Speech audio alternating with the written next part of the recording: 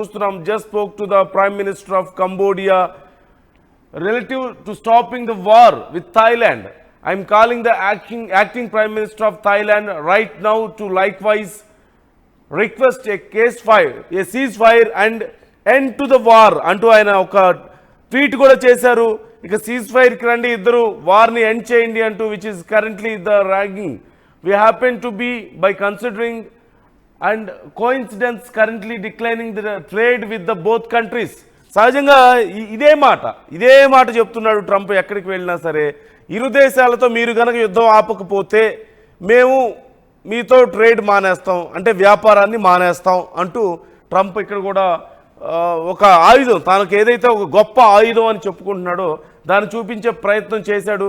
ఇరు దేశాలను ఈ ట్రేడ్ అనేటువంటి ఒక ఆయుధాన్ని చూసి నేను చెప్పానంటారు. And I have told them, so the call with the Thailand is being made momentarily. Call with the Cambodia has ended but expected to call back regarding war stopping and ceasefire based on what Thailand has to say. And ఈ రెండు దేశాలకి call చేశాను, నేను మాట్లాడాను, శాంతి ఒప్పందాన్ని నేను కుదురుస్తున్నాను, seize ఫైర్కి ఒప్పిస్తున్నాను, యుద్ధాన్ని ఆపేయమంటున్నాను, ఇక ట్రేడే ఇక్కడ పెద్ద ఆయుధంగా ఇక్కడ కూడా ఉపయోగిస్తున్నానని చెప్తున్నారు. అంటే ఇరు దేశాలతో నేను వ్యాపారం చేయడం మానేస్తాను అంటూ అమెరికా చెప్తుంది.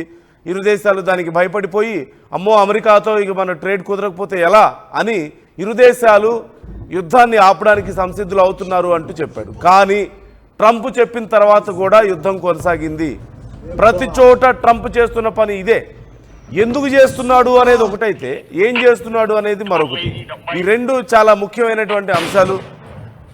ఏం చేస్తున్నాడు, ఎక్కడ ఏ యుద్ధం జరిగినా సరే నేనున్నాను అంటూ వెళ్ళడం, యుద్ధం ఆపండి అని చెప్పడం, నవ్వుల పాలు కావడం, అంతకు మించి ఇంకేమైనా ఉందా? ముఖ్యంగా మనం చూసాం రష్యా విషయంలో, అటు రష్యాని ఏదో హడావుడిగా వచ్చి నేను అది చేస్తాను ఇది చేస్తానని చెప్పేసి పెద్ద హంగామా చేశాడు. చివరికి జరిగింది ఏముంది? ఏమీ జరగల, అది అయిపోయింది. తర్వాత ఇండియా పాకిస్తాన్ యుద్ధంలోనూ చూసాం పరిస్థితి ఎలా ఉందో. ఇండియా పాకిస్తాన్కి నేనే సంధి కుదిర్చాను, నేను శాంతి దోతున్నాను అని చెప్పుకునే ప్రయత్నం ఆయన చేశాడు. మరోవైపు పాకిస్తాన్ లొంగిపోయింది. పాకిస్తాన్కు దిక్కులేక, పాకిస్తాన్ చేతగాక, యుద్ధం చేయలేక కాళ్లబేరానికి వచ్చింది పాకిస్తాన్. ట్రంప్ శాంతి కుదిర్చడానికి ఏముంది ఇక్కడ? ట్రంప్ శాంతి కుదిర్చడానికి ఏముంది? భారతదేశాన్ని ఒప్పించే అవసరం ఏముంది? పాకిస్తాన్ యుద్ధం చేయలేకపోయింది. ఇక ఆ తర్వాత మనం పరిస్థితులు చూస్తూనే ఉన్నాం. ఇరాన్కి ఇజ్రాయెల్కి మధ్య జరిగినటువంటి యుద్ధానికి సంబంధించిన డీటెయిల్స్ కూడా మనం చూసాం. ఏం చేశాడు ట్రంప్? వెళ్ళి నేను యుద్ధాన్ని ఆపేశారు అని చెప్పారు. తర్వాత మళ్ళీ వాళ్ళు ఒకరి మీద ఒకరు బాంబులు వేసుకున్నారు, యుద్ధం జరిగింది. ఏం చేశాడు? నేను చాలా డిసప్పాయింట్ అయ్యాను ఈ ఇరు దేశాలు చేసినటువంటి ఈ పనితో, చాలా అప్సెట్ అయ్యానని చెప్పి మాట్లాడాడు. ఇప్పుడు థాయిలాండ్ విషయంలో కూడా అంతే చూస్తున్నాం, థాయిలాండ్ కంబోడియా విషయంలో కూడా అదే చూస్తున్నాం. ఏం చేయగలిగాడు? ప్రతి చోట వెళ్ళడం, నేను శాంతి దోతున్నాను అని చెప్పుకునే ప్రయత్నమే తప్ప ఇంకేమైనా ఉందా? ప్రతి చోట వెళ్ళడం, నవ్వులు పాలవడం తప్ప ఇంకేమైనా జరిగిందా? ఒరిగింది ఏమైనా ఉందా? అమెరికాకి ఏమైనా ఒరుగుతుందా వీటి వల్ల? ప్రతి చోట నేను ట్రేడ్ చేయడం మానేస్తాను. ట్రేడ్ విషయంతో ఆల్రెడీ భయపెట్టేశాడు ప్రపంచ దేశాలని. అనవసరంగా ట్యాక్సులు పెంచేసి ఇష్టం వచ్చినట్లుగా ట్యాక్సులు వసూలు చేస్తానని చెప్పి భయపెట్టి నానా గందరగోళం చేస్తున్నాడు. ఎందుకు చేస్తున్నాడో తెలియని పరిస్థితి మనకు కనిపిస్తుంది. మొన్న బ్రిక్స్ దేశాలు ఏదో సదస్సు పెట్టుకుంటే బ్రిక్స్ దేశాలు మా మీద కుట్ర బన్నుతున్నాయి, డాలర్ని వీక్ చేయడానికి ప్రయత్నిస్తున్నారని చెప్పి మాట్లాడాడు. అనవసరంగా మాట్లాడి మళ్ళీ అక్కడ ఉన్నటువంటి దేశాలను రెచ్చగొట్టే ప్రయత్నం తప్పితే ఇంకేముంది? దానికి వచ్చినటువంటి రెస్పాన్స్ ఎలా ఉందో కూడా మనం చూసాం కదా. బ్రెజిల్ ఇచ్చినటువంటి రెస్పాన్స్ మనం చూసాం. మాకు రాజులు ఎవరు అవసరం లేదు, నీ డాలర్ ఏమో అవసరం లేదు, అసలు సపరేట్గా ఇంకొక కరెన్సీని మనం ఆల్టర్నేట్ కరెన్సీ తయారు చేద్దామనే ఆలోచన చాలా దేశాల్లో మొదలైంది. ఎందుకు? డాలర్ చేస్తున్నటువంటి ఇలాంటి వికృత విన్యాసాలు అంతే, ఏం లేదు. అమెరికా డాలర్ కానీ అమెరికా కానీ చేస్తున్నటువంటి అక్కడి ప్రభుత్వాలు, ఆ నాయకులు చేస్తున్నటువంటి ఈ వికృత చర్యలే. మాట వినకపోతే ట్యాక్సులు పెంచేస్తారు, మాట వినకపోతే ఏదో ఒక రకంగా యుద్ధాలు జరుగుతున్నాయి, యుద్ధాలు జరిగేలా వాళ్లే చేస్తారు, ఆయుధాలు వాళ్లే అమ్ముకుంటారు, మళ్ళీ యుద్ధాలు మేమే ఆపామని చెప్తారు, ట్రేడ్ని మేము ఆయుధంగా వాడుకుంటున్నాం అని చెప్తారు.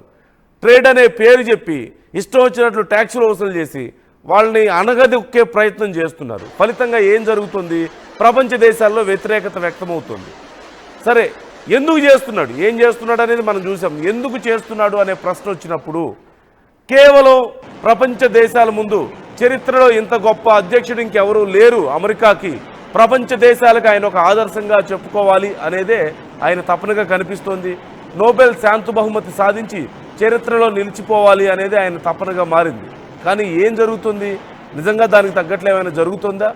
సగం ప్రపంచ దేశాలను ఈ యుద్ధాల్లోకి నెట్టేది అమెరికా కాదా, వాళ్ళకి ఆయుధాలు అమ్మేది అమెరికా కాదా? తిరిగి ఏదో శాంతి నెలకొల్పుతామని చెప్పుకోవడం తప్పితే ఇంకేమైనా ఉందా? మొత్తం మీద ట్రంప్ మరొకసారి నవ్వుల పాలవడం తప్పితే ఏం లేదు. ఖచ్చితంగా అమెరికా ఇన్వాల్వ్ అయింది ఈ యుద్ధం ఆపడంలో. కేవలం అమెరికానే కాదు, చైనా కూడా ఇన్వాల్వ్ అయింది కదా. చైనా ఏమైనా చెప్పుకుంటుందా మేము కూడా ఇన్వాల్వ్ అయ్యాం, యుద్ధాన్ని మేమే ఆపాం, మేము శాంతి దూతలు అని చైనా చెప్పుకుంటుందా? లేదు. ఓ పక్క చైనా, మరో పక్క అమెరికా, ఈ రెండు దేశాలకు సంబంధించినటువంటి రాయబారులు ఆ మీటింగ్లో పాల్గొన్నారు. మీటింగ్లో పాల్గొని మాట్లాడి చర్చించి మొత్తానికి సీజ్ ఫైర్కి ఒప్పించారు. కానీ చైనా చెప్పుకోవడం లేదు, అమెరికా మాత్రం చెప్పుకుంటుంది. ఒక్కసారి అక్కడ సిచ్యువేషన్ మనం చూద్దాం ఏం జరుగుతుంది.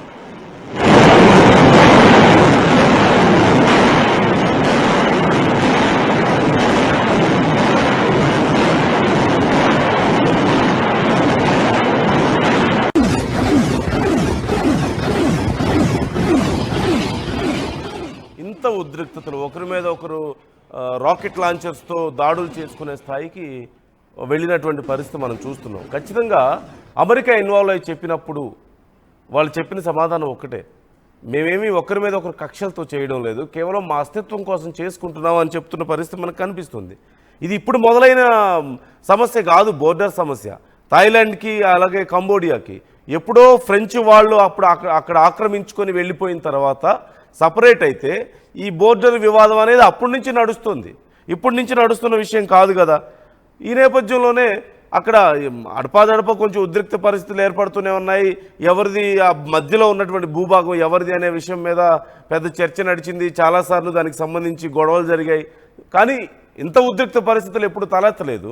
కానీ ఒక్కసారిగా అక్కడ సైనికులు ఒక ల్యాండ్ మైన్ పేలింది. సైనికులు వెళ్తున్నప్పుడు అక్కడ ఒక ల్యాండ్ మైన్ పేలి అసలు పూర్తిగా ఉద్రిక్తతలకు దారితీసినటువంటి పరిస్థితి మనకు కనిపిస్తుంది.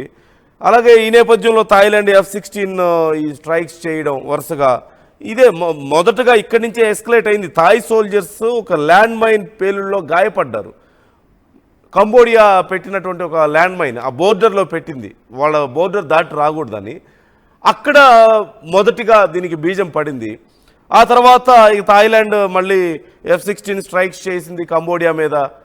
వెంటనే కంబోడియా పెట్టినటువంటి ల్యాండ్ మైన్ వల్ల వాళ్ళ సైనికులు గాయపడడం, ఉద్రిక్త పరిస్థితులు ఏర్పడడం, ఒకరి మీద ఒకరు కాల్పులు జరుపుకోవడం.